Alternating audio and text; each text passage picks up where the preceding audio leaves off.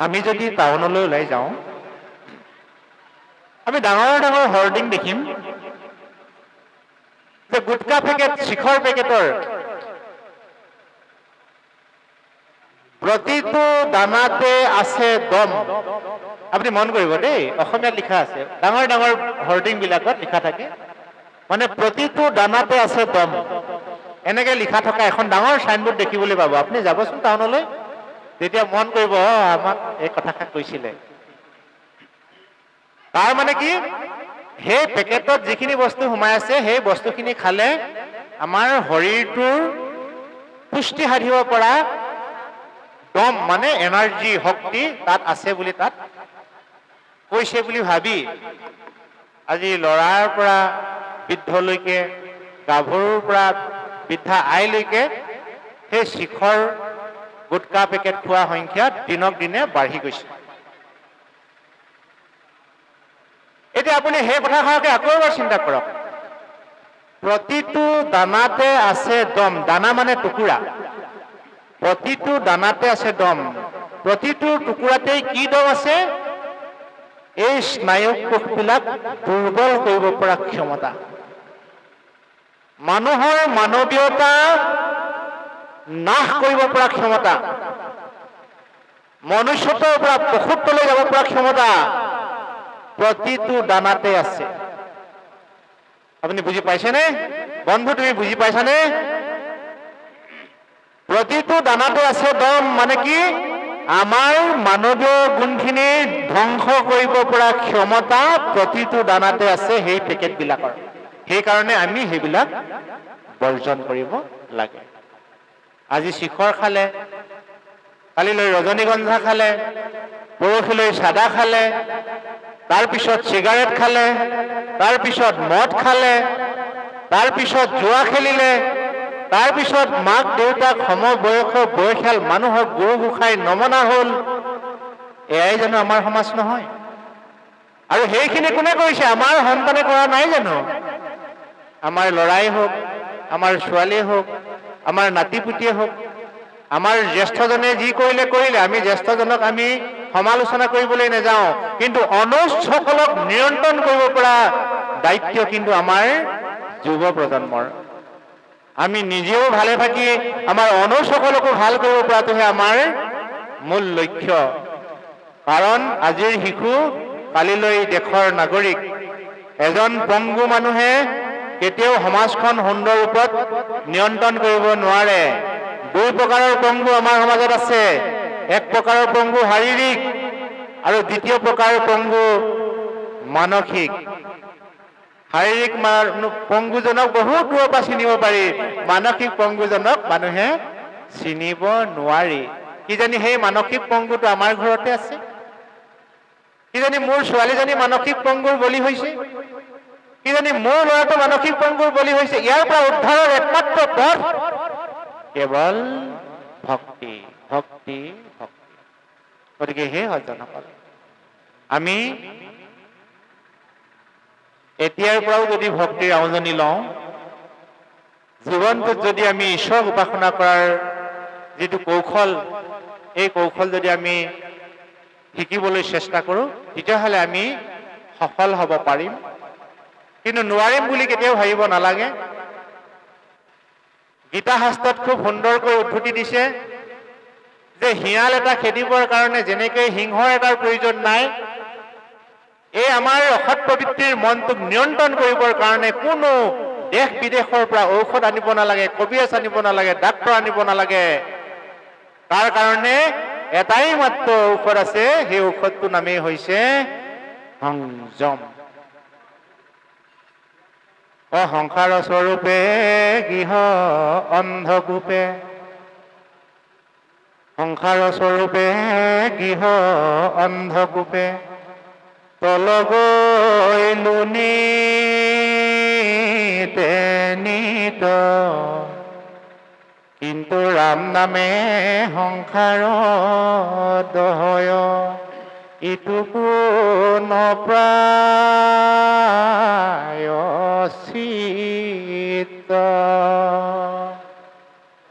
ইটো অধৰ ধৰ্মক নামক নলাগৈ সন্দাইবো সংযমদাৰে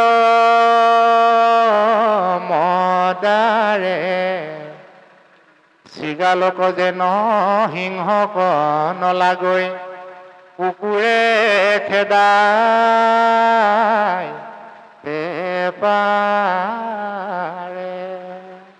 দেহি এই অমৃত কথাবোৰ ক'ত আছে? আমি জানো আমাৰ অনুজসকলক বুজাই দিয়া আমাৰ জানো দায়িত্ব নহয়? এই দায়িত্ববোধ পালন কৰিয়েই আজি খঙিয়াল ঔগুৰিঘাট নামঘৰৰ এই গুণী জ্ঞানী সজ্জনসকলে চিন্তা চৰ্চা কৰি ভাগৱতৰ অনুষ্ঠানভাগ আয়োজন কৰিছে যে আমি যি হলো আমাৰ অনুজসকলে যাতে জীৱনটো আধৰুৱা নকৰক, তাৰ বাবে তেওঁলোকে ভক্তিৰ আয়োজনী লওক। দম কাক বোলে? কাৰোবাক ঠেলা এটা মাৰি দিব পৰা, কাৰোবাক টান কথা ক'ব পৰা, কাৰোবাক কাঢ়ি আনিব পৰা, এই গুণখিনিক দম নুবোলে বন্ধু। দম সেইটোক কোৱা হয় যিটোৱে নিজেই নিজক নিয়ন্ত্ৰণ কৰিব পাৰে। নাই আজি তোৰ সংগী নাওখনি অকলে বা, নাই আজি কাৰো সঁহাৰি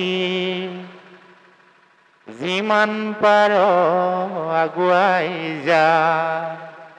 বিচাৰিছ যদি প্ৰগতি নাহিবি আৰু উভতি, বিচাৰিছ যদি প্ৰগতি নাহিবি আৰু উভতি, নিবিলাবি হঠাৎ তোৰ যৌৱন তই নিজ কৰি ৰাখিবি সংযম। এই যে সংযম শক্তি আয়ত্ত কৰিব পৰা গোটেই গুণখিনি ধৰ্মশাস্ত্ৰত আছে। ধৰ্মশাস্ত্ৰই আমাক টকা পইচা নিদিয়ে বুলি মানুহে কয়, ধৰ্মশাস্ত্ৰই ৰূপ যৌৱন নিদিয়ে বুলি কয়। কি লাভ আছে হে সদায় কিতাপ পঢ়ি থাক? কি লাভ আছে হে নামঘৰলৈ গৈ? নহয় আই, তেনেকৈ নকব। ধৰ্মশাস্ত্ৰই এনেকুৱা বিধান দিয়ে যি বিধানে নগদ দিয়া 1 লাখ টকা আৰু 1 লাখ টকা উপাৰ্জন কৰিব পৰা পদ্ধতি, দুটা সাংঘাতিক ধৰণৰ পাৰ্থক্য আছে। আপুনি যেনিবা মোক টকা 1 লাখ দিলে, মই সেই 1 লাখ টকা যেতিয়া ব্যয় কৰিলো, মোৰ যেতিয়া আকৌ অভাৱ হ'ব মই আকৌ আপোনাৰ মুখলৈ চাব লাগিব, লাগিব নালাগে? কিন্তু আপুনি যদি মোক শিকাই দিলেহেঁতেন যে বোপাই 1 লাখ টকা এনেকে উপাৰ্জন কৰে, তেতিয়া মোৰ সেই 1 লাখ টকা শেষ হোৱাৰ লগে লগে মই আকৌ 1 লাখ টকা উপাৰ্জন কৰিব পাৰিম নোৱাৰিম? গতিকে আমি যে লৰালিতে পঢ়ি আহিছিলো উপাৰ্জন কি বস্তু, মূল্য বুজাবৰ কাৰণে এগৰাকী সন্তানক দেউতাকে যেনেকে কৈছিল যে তই কালিলৈ মোক এটা উপাৰ্জন কৰি আনি দেখাবহি লাগিব, সেই এলেহুৱা ল'ৰাটোৱে গৈ পেলাই মাকৰ ওচৰত বিনাই বিনাই কৈছিল যে মা, দেউতাই মোক আজি উপাৰ্জন কৰি অনা ধন দিবলৈ কৈছে, নহ'লে কিন্তু দেউতাই মোক কোবাব। মাকে মৰমতে তাক কেইটামান পইচা দি দিলে, সেইকেইটা পইচা নি দেউতাকক দিলেগৈ যে দেউতা মই এইকেইটা উপাৰ্জন কৰিলো। দেউতাকে ক'লে যে এইকেইটা পানীত পেলাই দিবি যা। ল'ৰাটোৱে নি সেই পইচাকেইটা পানীত পেলাই দিলে। দ্বিতীয় দিনা ক'লে আজি তই আকৌ উপাৰ্জন কৰগৈ। ল'ৰাটো আকৌ উপায় নাই পেলাই এবাৰ বায়েকৰ ওচৰত গৈ কান্দি দেখালে। বায়েকে 2 টকামান পইচা দিলে, সেইকেইটা দেউতাকক দিলে যে দেউতা আজি মই এইটো উপাৰ্জন কৰিলো, বোলে এইটো পানীত পেলাই দি গৈ যা। ল'ৰাটোৱে নি সেইকেইটা পইচাও পানীত পেলাই দিলে, অকণো এবাৰো ভবা নাই। 3 নম্বৰ দিনা দেউতাকে ক'লে যা বোপাই তই আজি আকৌ উপাৰ্জন কৰগৈ। তাৰ উপাৰ্জনৰ মাক আৰু বায়েকৰ বাদে আৰু কোনো নাই।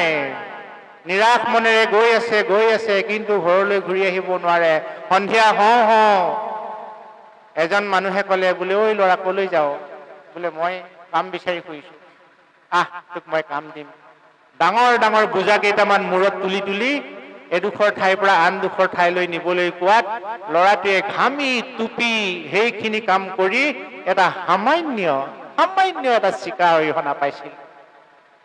আৰু সেইটোকে দেউতাকক গধূলি দি দিলেগৈ দেউতাকে ক'লে যা এইটো পানীত পেলাই দিগৈ তেতিয়া ল'ৰাটোৱে দেউতাকক গৰজি উঠিছিল দেউতা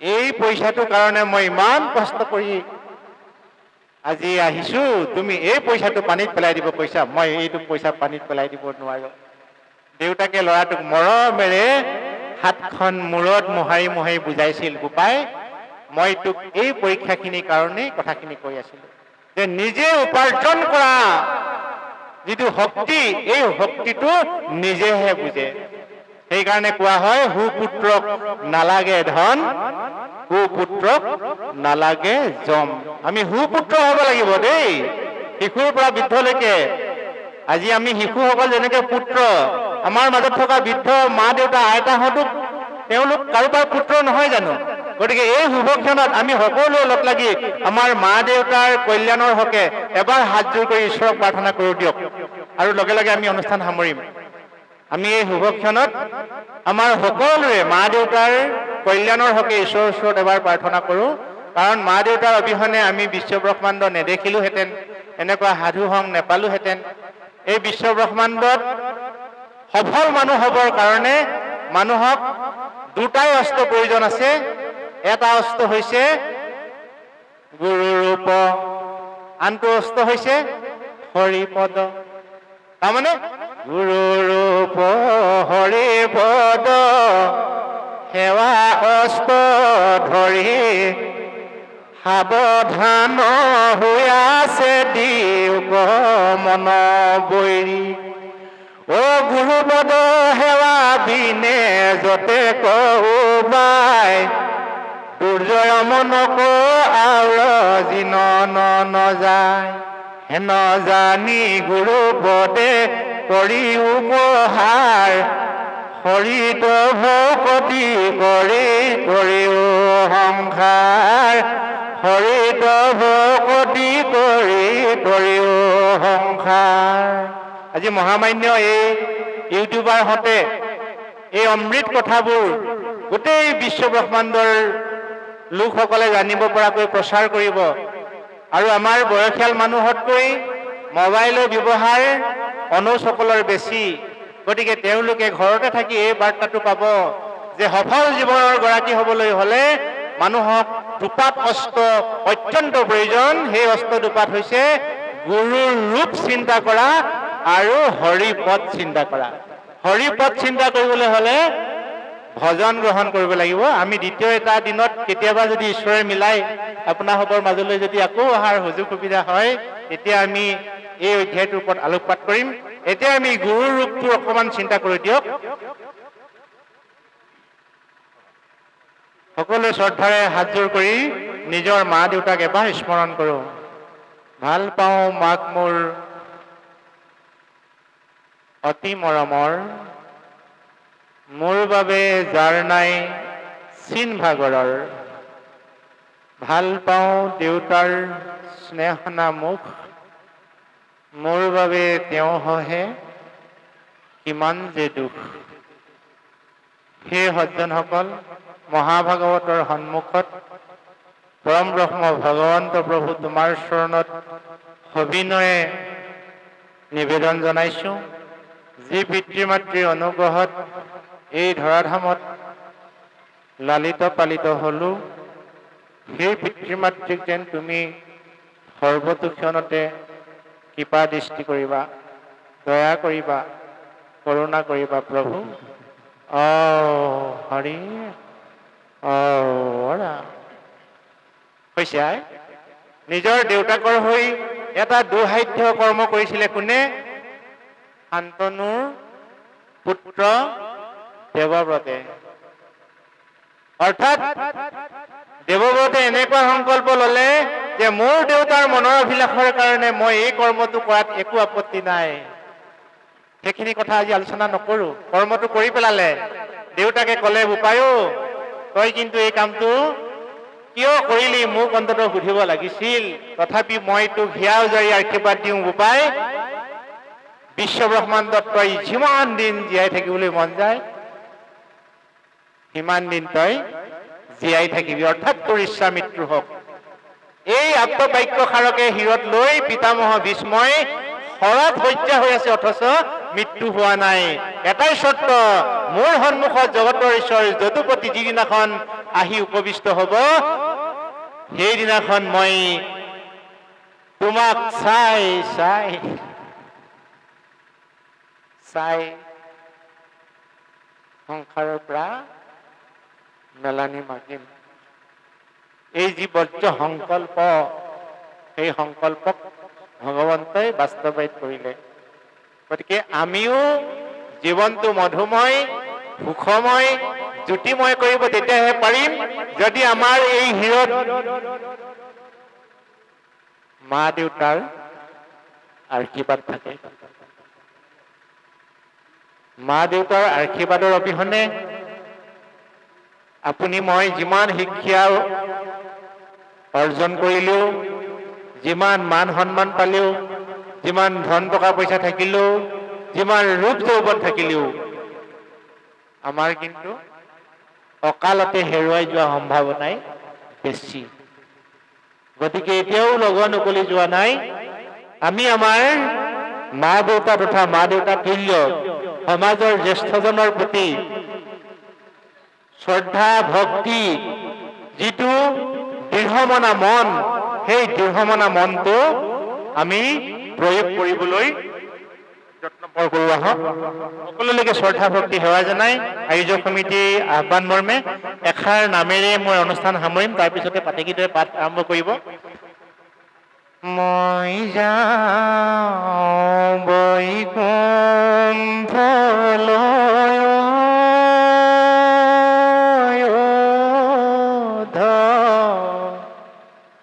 তুমি নাকান্দিবা,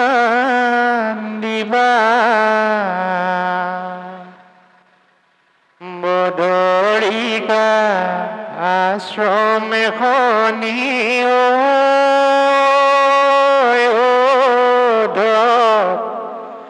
যত নাই ৰাখিবা। বদৰিকা আশ্ৰম মানে ভকতৰ সংগ দেই। ভকতৰ সংগ সদায় গুৰুত্ব দিবলৈ সখা উদ্ধৱক জগতৰ ঈশ্বৰে কৈছিল। সেই সখা উদ্ধৱজন বেলেগ বুলি নাভাবি মই উদ্ধৱ বুলি আমি প্ৰত্যেকেই নিজকে ভাবি লৈ পেলাই আমি নামষা গাওঁ। এ ৰাম প্ৰীত বস্তে মচি মুখ, প্ৰভু তেজি আনি স্বাখ,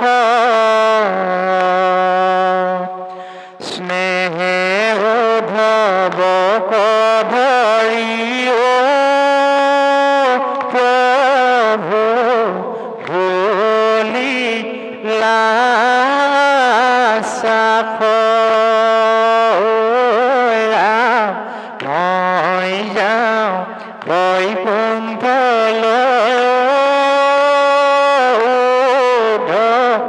তুমি নাকান্দিবা, বদৰিকা আশ্ৰমখনি যত নাই ৰাখিবা। ৰাম তুমি আমি দুয়ো গলে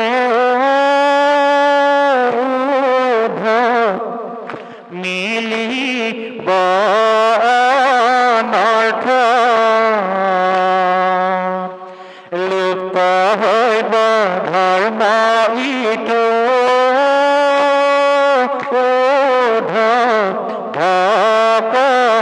ভকতিৰ পথ। ৰাম মই যাওঁ বৈকুণ্ঠলৈ,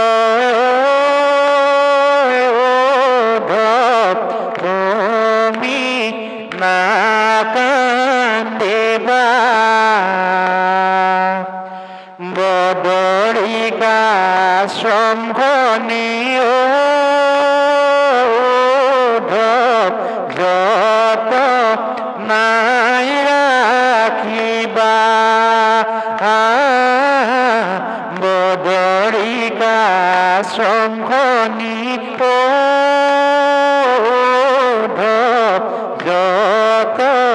বনাই ৰাখিবা। উদ্ধৱে মানে বুজিবলৈ আৰু বাকী নাথাকিল, তেওঁক যিমান অনুৰোধ কৰিলেও তেওঁ লগত লৈ নাযায়। উপায়ন্তৰ হৈ উদ্ধৱে কান্দিলে বাগৰি বাগৰি কৃষ্ণৰ মুখলৈ চাই। দেহি ঐ, কৃষ্ণয়ো কান্দিলে উদ্ধৱক সাৱটি সান্তনা দিওঁতানা। হে ৰাম ৰামে উদ্ধৱে কান্দিলে বাগৰি বাগৰি কৃষ্ণৰ মুখলৈ চাই। কৃষ্ণয়ো কান্দিলে উদ্ধৱক সাৱটি সান্তনা দিওঁতানা। হে ৰাম ৰামে জীৱনে দিনীয়া জীৱন দুদিনীয়া জীৱন কচুপাতৰ পানী। কোনোবাই দিনা যাবগৈ লাগিব দেহাটো ইয়াতে এৰি।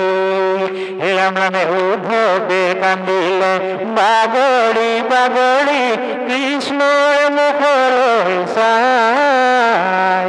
কৃষ্ণয়ো কান্দিলে উদ্ধৱক সাৱটি সান্তনা দিওঁতানা।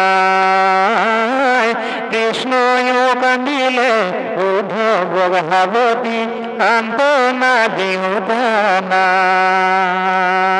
সান্তনা দিওঁতানা। ঔ হৰি ঔ ৰাম। সেই মহামান্য সজ্জনসকল, বিদায় ক্ষণটো বৰ কৰুণ। আজি সতীৰ বিদায় ক্ষণত শংকৰৰ সেই অৱস্থাই হ'বগৈ। আৰু আপুনি ময়ো এদিন আমাৰ আপোনজনক কন্দুৱাই থৈ সংসাৰৰ পৰা বিদায় ল'ব লাগিব। আই, ইয়াৰ পৰা পৰিত্ৰাণ পৰা কাৰো উপায় নাই নাই নাই। গতিকে জীৱন বাটত প্ৰভুজনেই লংগৰ পেলালে, তুমিও পাৰিবা। একেবাৰে নোৱাৰিলে 100 বাৰে কৰা, হেন জানি হ্ৰাস কৰি প্ৰাণ ত্যাগী কৰা। একেবাৰে নোৱাৰিলে 100 বাৰে কৰা। এটি কবিতাৰ অনুষ্ঠানটো সামৰণি কৰিব খুজিছো। কোনোবাই যদি ঈশ্বৰৰ কথা বৰকে ক'বলৈ আমনি পাই আছে, তেতিয়াহ'লে স্কুলৰ কবিতা এটাকে মনত পেলক। কবিতা এটা গালেও হ'ব। এনেকে গাব, তোমাৰ মহিমা অসীম পাৰ, বিশ্বৰ পালক তুমি, অতি কাৰুণিক পৰম দয়ালু ধৰ্ম ঈশ্বৰৰ স্বামী। তোমাকেই প্ৰণাম কৃপা ভিক্ষা কৰো, পোন বাটে নিবা মোক। যি পোন বাটত চলিছে সদায়, তজু কৃপা পাত্ৰ লোক। উপদ পথি যি পথে চলে সি পথে নিনিবা মোক, নাইবা চলিছে যি পথত প্ৰভু পথ ভ্ৰষ্ট যত লোক। তাৰমানে হে দয়াময়, হে কৃপাময়, হে ঈশ্বৰ, যি পথেৰে মানুহে গৈ জীৱন অন্ধকাৰ জগতত উপনীত হৈছেগৈ, সেইটোৱে হৈছে কুপথ। তুমি মোক কুপথ পথি নিনিবা প্ৰভু। আৰু যিবিলাক পথেৰে গৈ মানুহ পথভ্ৰষ্ট হৈছে, তুমি মোক সেই পথেৰেও নিনিবা। তুমি মোক সদায় জ্যোতিৰ পথেৰে নিবা, জ্যোতিৰ পথেৰে নিবা। এই বুলি আমি যদি কবিতাৰ মাজেৰেও যদি ধৰ্ম জগতত আহোঁ, ঘোষাৰ মাজেৰেও যদি ধৰ্ম জগতত আহোঁ, শাস্ত্ৰৰ মাজেৰে যদি ধৰ্ম জগতত আহোঁ, সমাজে বিধান বান্ধি দিয়া সেই ধাৰামতেও যদি আমি ধৰ্ম জগতত আহোঁ, আমি নিজকে মানুহ হিচাপে সফলতা অৰ্জন কৰিব পাৰিম। সদশেষত সকলোলৈকে শ্ৰদ্ধা ভক্তি সেৱা জনাই সময়ৰ প্ৰতি সংগতি ৰাখিছোঁ। আৰু নিশা ভাগলৈ যতীন লাহন বুলি এজন আমাৰ পূজনীয় ভকতে ঈশ্বৰৰ অমৃত কথা বৰ্ণনা কৰিব। আপোনাৰভাৱে তেখেতৰ মুখেৰেও নিগৰিত হোৱা কথা শ্ৰৱণ কীৰ্তন কৰিব। সেই সজ্জনসকল, আজি শুভক্ষণত দাস হিচাপে আহি আপোনাৰভাৱৰ মাজত ঈশ্বৰৰ কথা বৰ্ণনা কৰোঁতে প্ৰয়োজনতকৈ যদি বেছিকৈও কেনেবাকৈ ব্যক্ত হৈছে, ভুলবিলাক মাৰ্জনা কৰি ল'ব লগা দিশখিনি গ্ৰহণ কৰিব। জীৱনৰ প্ৰতিটো পল প্ৰতিটো ক্ষণ আপোনাসৱ সাধুসকলৰ সান্নিধ্যৰে পৰম ব্ৰহ্ম ভগৱন্তৰ গুণ গৰিমাৰে ভগৱন্তৰ অভয় পদপংকজত নিজকে দাস হিচাপে যেন সেৱা ভক্তি আদি তুতি মিনতি কৰিব পাৰোঁ, ইয়াকেহে কামনা কৰিলোঁ। কোটি কোটি সৰু অপৰাধনীতে কৰো আমি দুৰাশয়, হে হৰিমুখ দাস হেন মানি, ক্ষমিয়োগ কৃপাময় অপৰাধ মাৰ্জনীয়, জয় গুৰু শংকৰ। আপোনাৰ সকলৰ পৰা একাজলি আশীৰ্বাদ কামনা কৰিলোঁ। কৃষ্ণ।